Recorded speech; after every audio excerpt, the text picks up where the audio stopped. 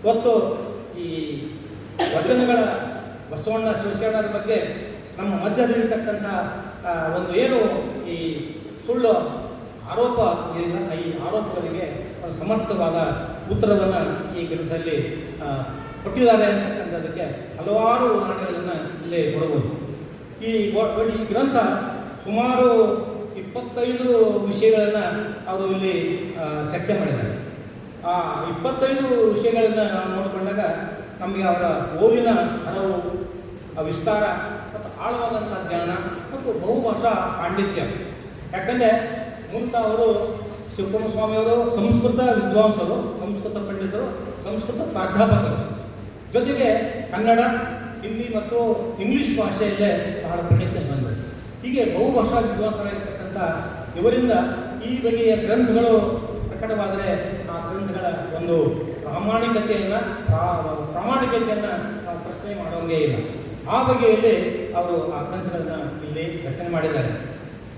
ಅಂದರೆ ಸುಮಾರು 25 ವಿಷಯಗಳನ್ನು ಒಳಗೊಂಡಂಥದ್ದು. ವೇದಾಗಮಗಳು ಅಂತಕ್ಕಂಥ ವಿಷಯದಿಂದ ಪ್ರಾರಂಭವಾಗಿ ವೇದಾಗಮಗಳು ಅಂತಕ್ಕಂಥ ವಿಷಯವನ್ನು ನಮ್ಮ ಶಿವಶರಣರು, ಬಸವಣ್ಣ, ಅಕ್ಕಮಹಾದೇವಿ ಇವರೆಲ್ಲರೂ ಕೂಡ ಹೇಗೆ ಆ ವೇದಾಗಮಗಳನ್ನು ಬಳಸ್ಕೊಂಡಿದ್ದಾರೆ ಅಂತಕ್ಕಂಥದ್ದಕ್ಕೆ ಒಂದು 2-3 ಉದಾಹರಣೆಗಳನ್ನ ಇಲ್ಲಿ ನಾವು ಗಮನಿಸಬಹುದಾದರೆ, ವೇದ ಆಗಮಗಳು ಹೇಳಿದ ಹಾಗೆ ನಡೆಯುವುದು, ವೇದ ಆಗಮಗಳು ಹೇಳಿದ ಹಾಗೆ ನಡೆಯುವುದು, ಹೇಳಿದಂತೆ ನುಡಿಯುವುದು, ಮೀರಿ ನಡೆಯಲಾಗದು. ಇದು ಬಸವಣ್ಣವರ ಒಂದು ವಚನ. ಏನು ಬಸವಣ್ಣ ವೇದಗಳ ವಿರೋಧಿ ಅಂತೇಳಿ 1 ಅಥವಾ 2 ವಚನಗಳನ್ನು ಕೊಟ್ಟು ಆ ವಚನಗಳ ನೋಡಿ ನಮ್ಮಲ್ಲಿ ಏನಾಗ್ತದೆ, ಸಂಶೋಧಕರು ಅಥವಾ ಈ ಮಾತಿನ ಚಟವುಳ್ಳಂಥವರು ಏನು ಮಾಡ್ತಾರೆ ಅಂತಂದರೆ ಆ ವಚನವನ್ನು ತಮ್ಮ ಅನುಕೂಲಕ್ಕೆ, ತಮ್ಮ ಸಂದರ್ಭಕ್ಕೆ ಅಲ್ಲಿ ಅಲ್ಪ ವಿರಾಮ, ಪೂರ್ಣ ವಿರಾಮ, ಪ್ರಶ್ನಾರ್ಥಕ ಚಿಹ್ನೆ, ಉದ್ಧಾರಕ ಚಿಹ್ನೆಗಳನ್ನು ಬಳಸಿಕೊಂಡು ಅದರ ವಿವರಣೆಯನ್ನು ಕೊಡ್ತಾರೆ. ಆದರೆ ಯಾವುದೇ ಒಂದು ವಚನ ಅದು ರಚನೆ ಆಗ್ತಕ್ಕಂಥ ಕಾಲದ ಸಂದರ್ಭ ಏನಿದೆಯಲ್ಲ, ಆ ಕಾಲದ ಸಂದರ್ಭವನ್ನು ಮತ್ತು ಆ ವಚನ ರಚನೆ ಆಗಲಿಕ್ಕೆ ಹಿನ್ನೆಲೆ ಇರ್ತಕ್ಕಂಥ ವಾತಾವರಣವನ್ನು ನಾವು ಗಮನಿಸೋದೇ ಇಲ್ಲ. ಆ ಗಮನಿಸದೆ ನಾವು ಏನು ಮಾಡ್ತೀವಿ ಅಂತಂದರೆ ವಚನವನ್ನು ಬಿಟ್ಟು ನಾವು ಏನು ಮಾಡ್ತೀವಿ ಅಂದರೆ ಈ ವಚನ ವೇದಗಳ ವಿರೋಧಿಯಾಗಿದೆ, ಬಸವಣ್ಣ ವಚನಕಾರರು ವೇದಗಳ ವಿರೋಧಿಯಾಗಿದ್ದರು ಅಂತಕ್ಕಂಥ ಒಂದು ಸಾಮಾನ್ಯವಾಗಿರ್ತಕ್ಕಂಥ ಒಂದು ಬೀಸು ಮಾತನ್ನು ನಾವು ಜನರ ಮಧ್ಯದಲ್ಲಿ ಬಿಟ್ಟು ಜನರ ಮನಸ್ಸನ್ನು ಯಾವ ರೀತಿಯಾಗಿ ನಾವು ಒಂದು ದ್ರೋಹದ ಕೆಲಸಕ್ಕೆ ರೆಡಿ ಮಾಡ್ತಾ ಇದ್ದೀವಿ ಅಂತಕ್ಕಂಥ ಒಂದು ಆತಂಕ ನಮ್ಮ ಮನದಲ್ಲಿದೆ. ಇಲ್ಲಿ ನೋಡಿ, ಬಸವಣ್ಣರ ಒಂದು ಪ್ರಸಿದ್ಧವಾದ ವಚನ ಬಹಳ ಮಂದಿ ಹೇಳ್ತಾರೆ. ಬಹಳ ಶರಣರು, ಬಹಳ ವಿದ್ವಾಂಸರು, ಬಹಳ ಮಠಾಧಿಪತಿಗಳು, ಬಹಳ ಗುರುಗಳು ಎಷ್ಟು ಹೇಳ್ತಾರೆ. ಇದೇ ವಚನ ಬಿಟ್ಟು ಬೇರೆ ವಚನ ಹೇಳದೇ ಇಲ್ಲ ಅವರು. ಅದೇ ಬಸವಣ್ಣ ಇನ್ನೊಂದು ವೇದವನ್ನು ಮತ್ತು ಬರದಾನೆ ಅಂತಕ್ಕಂಥ ಅವರಿಗೆ ಕಲ್ಪನೆ ಇದೆ, ಹಾಗೆ ಇರಲ್ಲ. ಇತಿಹಾಸವನ್ನು ನುಂಗೋದು, ಸತ್ಯವನ್ನು ಹೇಳದೆ ಅದನ್ನು ನುಂಗೋದು, ಆ ನುಂಗುವ ಪ್ರವೃತ್ತಿಯಲ್ಲಿ ಅವರು ಏನು ನಿಪುಣರಾಗಿರ್ತಾರೆ. ಹೀಗಾಗಿ ಇಲ್ಲಿ ಬಸವಣ್ಣರ ಒಂದು ಪ್ರಸಿದ್ಧವಾದ ಚಂದನ ನಮಗೆ ಅದರ ಗೊತ್ತಿದೆ. ವೇದಕ್ಕೆ ಒರೆಯ ಕಟ್ಟುವೆ, ಶಾಸ್ತ್ರಕ್ಕೆ ನಿಗಲಿಕ್ಕುವೆ, ತರ್ಕದ ಬೆನ್ನ ಬಾರಿಸುವೆ, ಆಗಮದ ಮೂಗು ಕೊಯ್ಯುವೆ, ನೋಡಯ್ಯ ಮಹಾದಾನಿ ಕೂಡಲ ಸಂಗಮ ದೇವ ಅಂತಕ್ಕಂಥ ಒಂದು ಚಂದ ನಮ್ಮೆಲ್ಲರಿಗೂ ಕೂಡ ಗೊತ್ತಿದೆ. ಬಹುಶಃ ಅನೇಕ ವೇದಿಕೆಗಳಲ್ಲಿ ಅನೇಕ ಪಂಡಿತರು, ವಿದ್ವಾಂಸರು, ಸ್ವಾಮಿಗಳು ಈ ಒಂದು ವಚನವನ್ನು ಹೇಳುವ ಮೂಲಕವಾಗಿ ಅವರು ನಮ್ಮ ಮನಸ್ಸನ್ನು ಯಾವುದೇ ಬಸವಣ್ಣವರು ವೇದಗಳ ವಿರೋಧಿಗಳು ಅಂತಕ್ಕಂಥ ಒಂದು ಮಾತನ್ನು ಹೇಳಿ ನಮ್ಮನ್ನು ಆ ಸತ್ಯದ ಮೂಲದಿಂದ ಪಲಾಯನ ಮಾಡಲಿಕ್ಕೆ, ಓಡಿ ಹೋಗಲಿಕ್ಕೆ ಅವಕಾಶವನ್ನು ಕಲ್ಪಿಸಿಕೊಡ್ತಾರೆ ಅಂತಕ್ಕಂಥ. ಅದು ಇದೇ ಬಸವಣ್ಣ ಅವರು ಇನ್ನೊಂದು ವಚನ, ಆ ವಚನವನ್ನು ನೀವು ಗಮನಿಸಿ.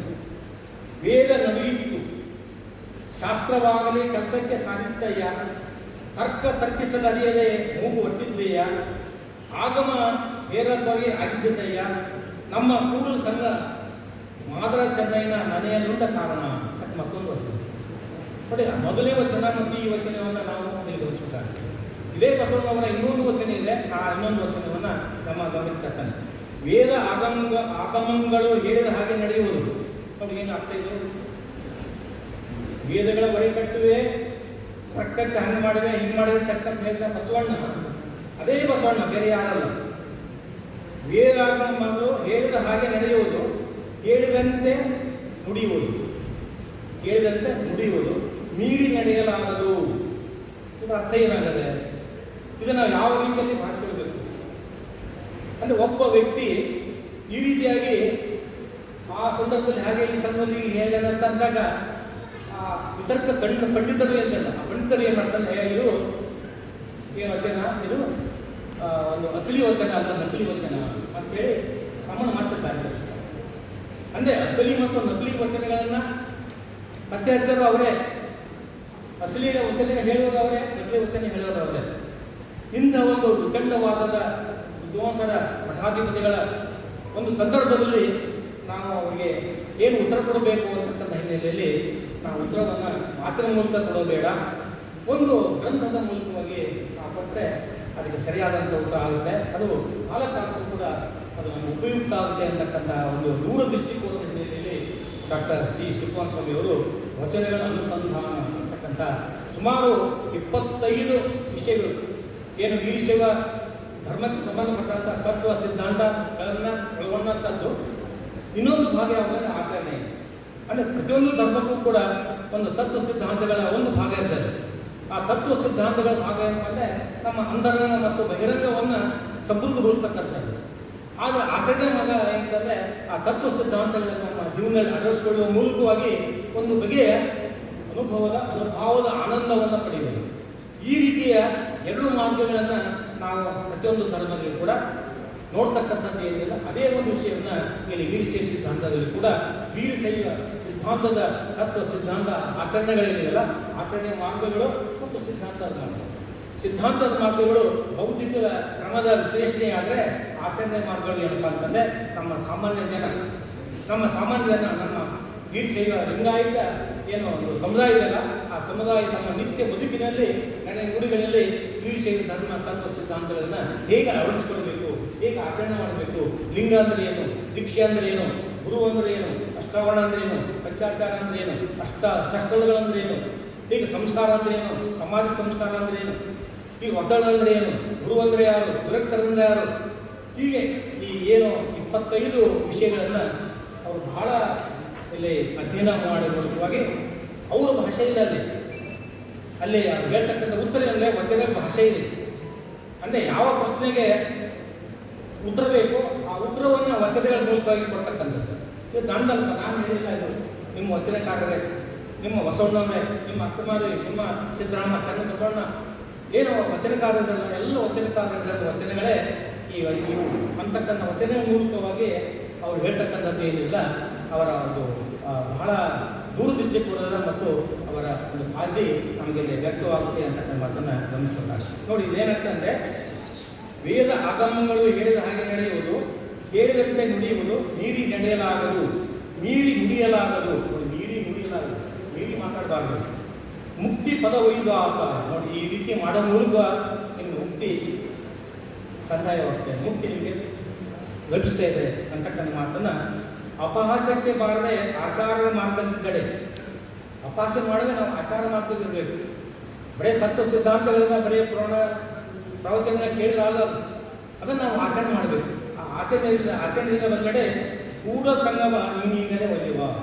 ನೀನು ಆಚರಣೆಯಲ್ಲಿ ಅವ್ರು ಅಳವಡಿಸ್ಕೊಂಡ್ರೆ ಏನು ನಿನ್ನ ಆರಾಧ್ಯ ಇರತಕ್ಕಂಥ ಕೂಡ ಸಂಗಮ ಈಗಲೇ ಒಲಿಯುತ್ತಾನೆ, ಈಗಲೇ ನಿಮ್ಮನ್ನು ಹರಿಸ್ತಾನೆ, ಈಗಲೇ ನಿಮಗೆ ಆತ ಆಶೀರ್ವಾದ ಮಾಡ್ತಾನೆ ಅಂತಕ್ಕಂಥ ವಚನ ಯಾರಿಗಿದ್ದು ಬಸವಣ್ಣನ ವಚನ. ಹಾಗೆ ಈ ವಚನಕ್ಕೆ ನಮ್ಮ ವಿದ್ವಾಂಸರು ಮಠಾಧಿಪತಿಗಳು ಏನು ಉತ್ತರ ಕೊಡ್ತಾರೆ, ಹಾಗೆ ಈ ವಚನ ಏನು ಅನ್ನೋದನ್ನು ನಾವು ನೀವು ಕೂಡ ಎಲ್ಲರೂ ಕೂಡ ಏನಂತಂದರೆ ಇದು ಪರ ಮತ್ತು ವಿರೋಧಿಯಾಗಿರ್ತಕ್ಕಂಥ ಮಾತಲ್ಲ, ಏನು ಒಂದು ಇತಿಹಾಸ ಅಂತಕ್ಕಂಥದ್ದು, ಒಂದು ಸತ್ಯ ಅಂತಕ್ಕಂಥದ್ದು, ಒಂದು ಪರಂಪರೆ ಅಂತಕ್ಕಂಥದ್ದು ಏನಿಲ್ಲ. ಆ ಪರಂಪರೆಗೆ ನಾವು ಯಾವಾಗಲೂ ಏನಂತಂದರೆ ಗೌರವವನ್ನು ಕೊಡಬೇಕು ಅಂತಕ್ಕಂಥದ್ದು. ಯಾಕಂದರೆ ಯಾವುದೇ ಒಂದು ಧರ್ಮ ಒಂದು ಪರಂಪರೆ ಏನಿಲ್ಲ, ಆ ಪರಂಪರೆ ಅಷ್ಟೇ ನಾವು ನಮ್ಮ ಧರ್ಮಕ್ಕೆ ಪರಂಪರೆ ಆಗಿದೆ, ಆ ಪರಂಪರೆಯನ್ನು ಪ್ರೀತಿಸರಿ, ಗೌರವಿಸರಿ, ಆದರೆ ಆ ಪರಂಪರೆಯನ್ನು ಅಲ್ಲಿ ನಿಲ್ಲಿಸಬೇಕು. ಆ ಪರಂಪರೆಗೆ ಒಂದು ಮುಂದುವರಿಕೆ ಭಾಗ ಆಗುತ್ತೆ. ಒಂದು ಯುಗಕ್ಕೂ ಕೂಡ ಒಂದು ಪರಂಪರೆ ಅಂತಕ್ಕಂಥದ್ದು ಸ್ಥಗಿತವಾದಲ್ಲ. ಪರಂಪರೆ ಅಂತಕ್ಕಂಥದ್ದು ಯಾವುದಲ್ಲ, ಅದು ಚಲನಶೀಲವಾದದ್ದು. ಆ ಚಲನಶೀಲವಾದಂಥ ಪರಂಪರೆಗೆ ನಮ್ಮ ಧರ್ಮವನ್ನು ನಾವು ಅಣಿಗೊಳಿಸಬೇಕಾಗುತ್ತೆ. ಅಣಿಗೊಳಿಸಿದಾಗ ಮಾತ್ರ ನಮ್ಮ ಧರ್ಮ ಒಂದು ಪ್ರಗತಿಶೀಲತ ಧರ್ಮ ಆಗುತ್ತೆ. ಆ ಕಾರಣಕ್ಕೋಸ್ಕರ ನಾವು ಕೂಡ ಏನಪ್ಪ ಅಂದರೆ ಆ ಧರ್ಮದ ಆರಾಧಕರು, ಧರ್ಮ ಪ್ರಚಾರಕರು, ಧರ್ಮ ಪ್ರೀತಿ ಉಳ್ಳವರು ಅಂತಂದರೆ ಕೇವಲ ಪರಂಪರೆ ಅಂತಕೊಂಡು ಜಗಲಿನ ಮೇಲೆ ಗ್ರಂಥಗಳಿಗೆ ಪೂಜೆ ಮಾಡ್ತಕ್ಕಂಥದ್ದಲ್ಲ.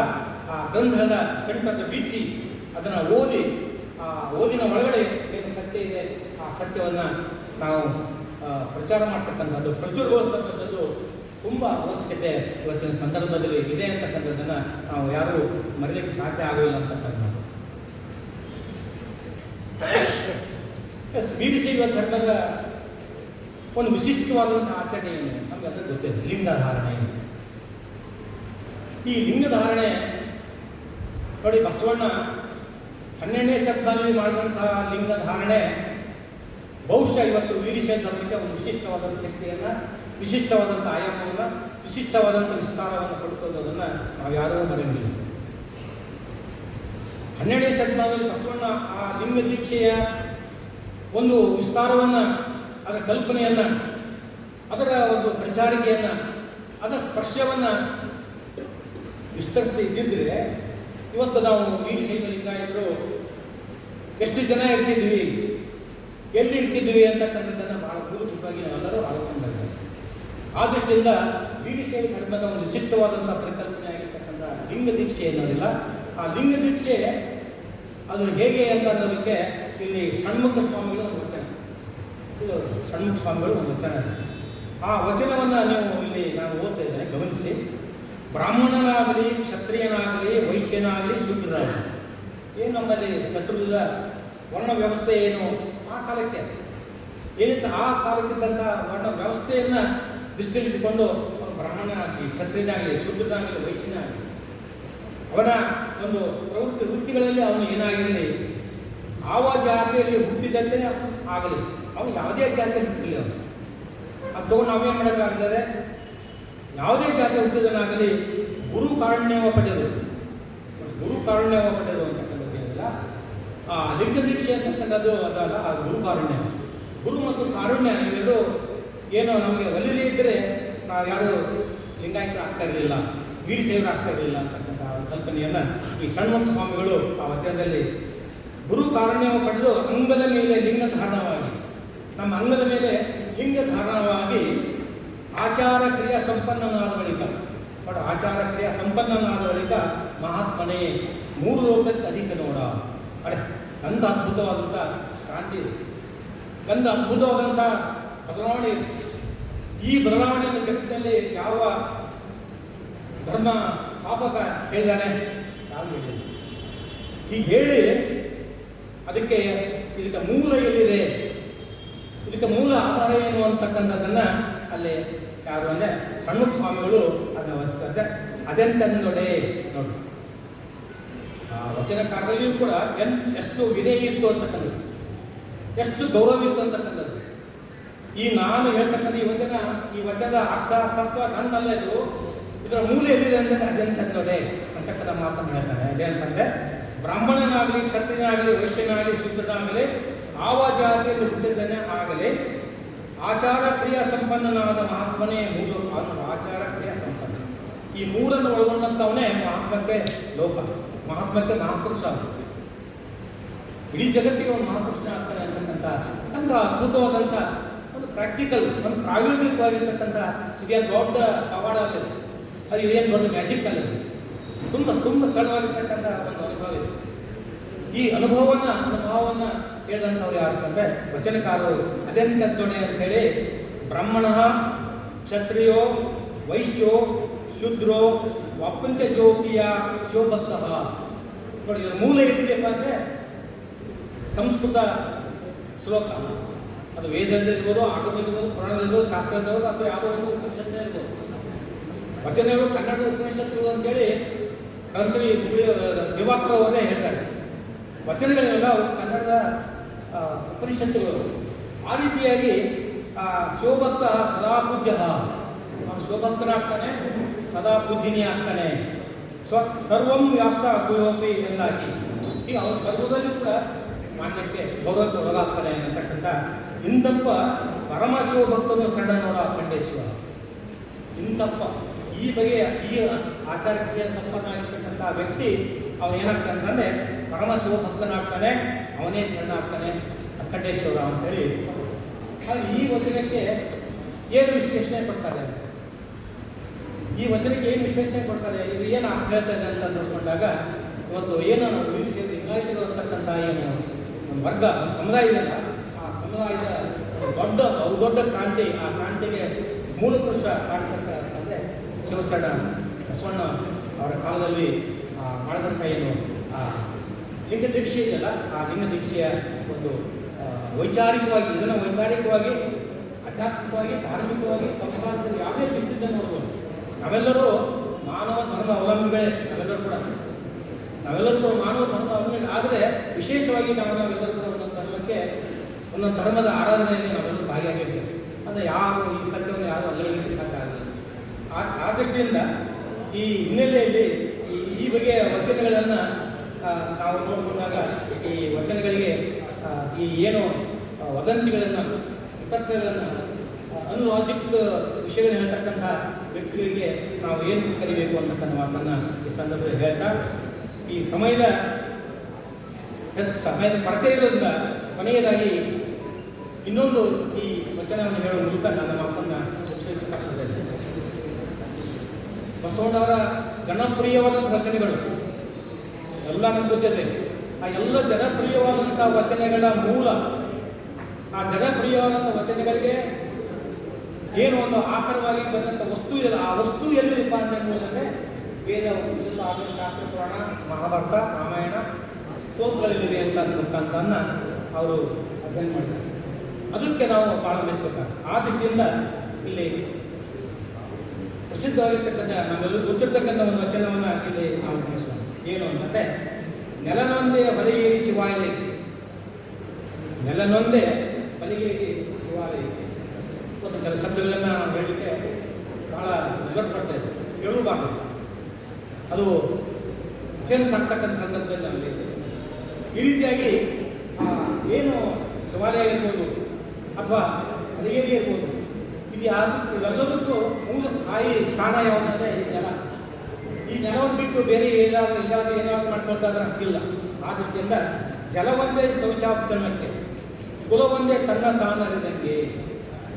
ತನ್ನ ತಾನನ್ನು ಅರ್ಥ ಮಾಡ್ಕೊಂಡು ಅರಿವೇ ಗುರು, ತನ್ನ ತಾನನ್ನು ಅರ್ಥ ಮಾಡ್ಕೊಂಡಂಥ ವ್ಯಕ್ತಿಗೆ ಅವನಿಗೆ ಇರತಕ್ಕಂಥದ್ದು ಒಂದೇ ಒಂದು ಕುಲ ಅಂತಕ್ಕಂಥ ಮಾತನ್ನು ಹೇಳಿ, ಫಲವೊಂದೇ ಷಡು ದರ್ಶನಕ್ಕೆ, ಫಲವೊಂದೇ ಷಡು ದರ್ಶನ ಮುಕ್ತಿಗೆ, ಕೆಲವೊಂದೇ ಕೂಡಲ ಸಂಗಮ ದೇವ ನಿಮ್ಮನ್ನು ಕರೆದವರಿಗೆ. ಬಸವಣ್ಣ ವಚನ ಕಲಿಯಾದ. ಹೀಗೆ ಇವೆಲ್ಲ ವಚನಗಳು ನೋಡಿಕೊಂಡಾಗ ಈ ವಚನಗಳಿಗೆ ಮೂಲ ಎಲ್ಲಿದೆ ಅಂತಂದರೆ ವೇದ, ಆಗಮ, ಶಾಸ್ತ್ರ, ಪುರಾಣಗಳಲ್ಲಿ ಇದೆ ಅಂತಕ್ಕಂಥ ಮಾತನ್ನು ಇಲ್ಲಿ ನಾವು ಹೇಳಬೇಕಾಗುತ್ತೆ. ಇಂಥ ಅನೇಕ ವಿಚಾರಗಳನ್ನು ನಾನು ಆಗಲೇ ಪ್ರಾರಂಭದಲ್ಲಿ ಹೇಳಿದ್ನಲ್ಲ, 25 ವಿಷಯಗಳನ್ನ ಒಳಗೊಂಡಂಥ ಒಂದು ಪಟ್ಟಿ. ಆ ಪಟ್ಟಿಯನ್ನು ನೋಡಿದ್ರೆ ನಮಗೇನಾಗ್ತದೆ ಅಂದರೆ, ಈ ಏನೋ ಕೊನೆಯದಾಗಿ ಒಂದು ಮಾತನ್ನು ಹೇಳಿಬಿಡ್ತಾನೆ. ಏನು ಅಂತಂದರೆ, ಇರಲಿ, ಇವತ್ತು ಶಿವಶರಣರ ಪರವಾಗಿರ್ತಕ್ಕಂಥ ಏನು ಒಂದು ವರ್ಗ ಇದೆ, ಆ ವರ್ಗ ಹೇಳ್ತಕ್ಕಂಥದ್ದು ಏನಪ್ಪ ಅಂದರೆ ಷಟ್ಸ್ಥಲ, ಅಷ್ಟಾವರಣ, ಪಂಚಾಚಾರ. ಷಟ್ಸ್ಥಲ, ಅಷ್ಟಾವರಣ, ಪಂಚಾಚಾರಗಳನ್ನು ಬಿಟ್ಟರೆ ಬೇರೆ ಏನಾದರೂ ತತ್ವ ಸಿದ್ಧಾಂತಗಳನ್ನು ಹೇಳ್ತಾರೇನೋ ಇಲ್ಲ. ಈ ಏನು ಪರಂಪರೆಯನ್ನು ಒಪ್ಕೊಂಡು ಪರಂಪರೆಯನ್ನು ಇಟ್ಟುಕೊಂಡು ತತ್ವ ಸಿದ್ಧಾಂತಗಳನ್ನು ಹೇಳ್ತಕ್ಕಂಥದ್ದು ಅವರು ಬೇಕಂದರೆ ಅವೇ ಷಟ್ಸ್ಥಲ, ಅಷ್ಟಾವರಣಗಳು, ಅದೇ ಪಂಚಾಚಾರ. ಅಂದರೆ ಇದರಲ್ಲಿ ವ್ಯತ್ಯಾಸ ಯಾಕೆ ಬಂದದ್ದು? ಮೂಲ ಏನಿದೆ ಆ ಮೂಲವನ್ನು ಇಟ್ಕೊಂಡೇ ನಾವು ಮಾಡ್ತಾ ಇದ್ದೇವೆ. ನಿನ್ನೆ ಮನೆ ಒಂದು ಪತ್ರಿಕೆಯಲ್ಲೇ ಒಂದು ಏನೋ ಸಮಾರಂಭ ಮೈಸೂರಲ್ಲೇ ಇದೆ. ಆ ಸಮಾರಂಭದಲ್ಲಿ ಒಂದು ವರದಿ ಬಂದಾಗ ಅಲ್ಲಿ ಕೊನೆಗೆ ಒಂದು ಮಾತಿತ್ತು. ಏನು ಅಲ್ಲಿ ಪ್ರಶಸ್ತಿನಲ್ಲಿ ಆ ಒಂದು ಮೆರವಣಿಗೆಯಲ್ಲಿ ಸೇರಿದಂಥ ಎಲ್ಲರೂ ಕೂಡ ತಲೆಯ ಮೇಲೆ ಬಸವ ಟೋಪಿ, ಕೈಯಲ್ಲಿ ಷಟ್ಸ್ಥಲ ಧ್ವಜ. ಪತ್ರಿಕೆ ಒಂದಂತ ವರದಿ ಇತ್ತು. ತಲೆಯ ಮೇಲೆ ಬಸವ ಟೋಪಿ, ಕೈಯಲ್ಲಿ ಷಟ್ಸ್ಥಲ ಧ್ವಜ. ಈಗಿದು ವಾಟ್ ಇಸ್ ಜರ್ನಿ ಐರಿನಿ ಅಂತ ಬಿಡೋದು. ಇದೇನು ನನಗೆ ಏನು ಅಂತ ವರದಿ ಇಲ್ಲ, ಪತ್ರಿಕೆಯಲ್ಲಿ ಬಿಡೋಂಥ ವರದಿ ಬೇಕಾದ್ರೆ ಅದು ಯಾವ ಪತ್ರಿಕೆ ನನಗೆ ಗೊತ್ತಿಲ್ಲ. ನೋಡಿದ್ರೆ ನನಗೆ ಭಾಳ ಆಶ್ಚರ್ಯ ಆಯ್ತು ನನಗೆ. ಏನಪ್ಪ ಎಂಥ ಒಂದು ಇದು ಯಾವ ರೀತಿಯಾಗಿದೆ. ಆ ಆಯೋಜನೆ ಮಾಡ್ತಕ್ಕಂಥವರು ಬಸವಾದಿ ನಮ್ಮ ಥರ ಅನುಯಾಯಿಗಳು. ಆದರೆ ಅವ್ರು ಕೈಯಲ್ಲಿರ್ತಕ್ಕಂಥ ಅದು ಷಟ್ಸ್ಥಲ ಧ್ವಜ. ಹಾಗೆ ಷಷ್ಠದೋಷ ಅದು ಎಲ್ಲಿಂದ ಬರ್ತದ್ದು, ಅದನ್ನು ಕೊಟ್ಟವರು ಯಾರು, ಪರಂಪರೆ ಏನಿಲ್ಲ ಆ ಪರಂಪರೆ, ಆ ಷಷ್ಠಲ ವಿಷಯ, ಷಷ್ಠಲ ಚಿಹ್ನೆ, ಷಷ್ಠಲ ಮಾರ್ಗ, ಪಂಚಾಚಾರಗಳು, ಆಚರಣೆಗಳು, ಅಷ್ಟಾವರಣಗಳು ಇವೆಲ್ಲವೂ ಕೂಡ ಏನಂತಂದರೆ ಆದರೆ ಇವೆಲ್ಲವನ್ನೂ ಕೂಡ ನಾವು ಇವತ್ತು ಫಲಸ್ಪರ್ಶಿಯಾಗಿ ಮಾಡಬೇಕಂತ ಅವಶ್ಯಕತೆ ಅಂತಕ್ಕಂಥ ಮಾತನ್ನು ಹೇಳ್ತಾ ನನಗೇನು ಅನೇಕ ವಿಚಾರಗಳು ಹೇಳ್ತಕ್ಕಂಥದ್ದಿದೆ. ಆ ಸಮಯದ ಕೊರತೆ ಮತ್ತು ಆ ಪ್ರಜ್ಞೆ ಎರಡೂ ಇಟ್ಕೊಂಡು ಈ ಅವಕಾಶವನ್ನು ಒದಗಿಸಿಕೊಟ್ಟಂಥ ಏನು ಮಾನವ ವಿಕಾಸ ಕೌನ್ಸಿಲ್ನ ಆತ್ಮೀಯರಾಗಿರ್ತಕ್ಕಂಥ ಮಾಲಿನ್ಯರಿಗೆ ಮತ್ತು ವಿರುದ್ಧ ಡಾಕ್ಟರ್ ಸಿ ಶಿವಕುಮಾರ ಸ್ವಾಮಿಯವರಿಗೆ ನನ್ನ ವಂದನೆಯನ್ನು ಹೇಳಿ, ಜೊತೆಗೆ ಇಲ್ಲಿವರೆಗೂ ಕೂಡ ನನ್ನ ಈ ಮಾತುಗಳನ್ನು ಕೇಳಿ ನಾವು ಆಸಕ್ತಿಯಿಂದ ಎಲ್ಲರೂ ಕೂಡ ಗಮನಿಸಿ ನನ್ನ ಮಾತನ್ನು ಮುಗಿಸ್ತಾ ಇದ್ದೇನೆ.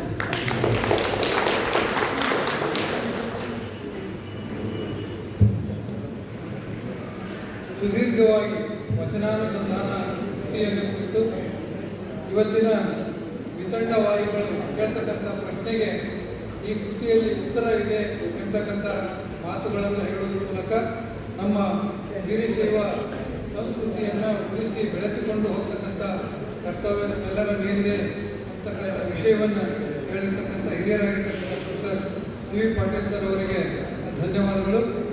ಎರಡೂ ಕೃತಿಗಳ ಒಂದು ಕೃತಿಯನ್ನು ಕುರಿತು ಮಾತಾಡ್ತಾನೆ ಎರಡೂ ಕೃತಿಗಳಲ್ಲಿ ಇರ್ತಕ್ಕಂಥ ವಿಷಯಗಳನ್ನು ಸರ್ ಹೇಳಿದ್ದಾರೆ.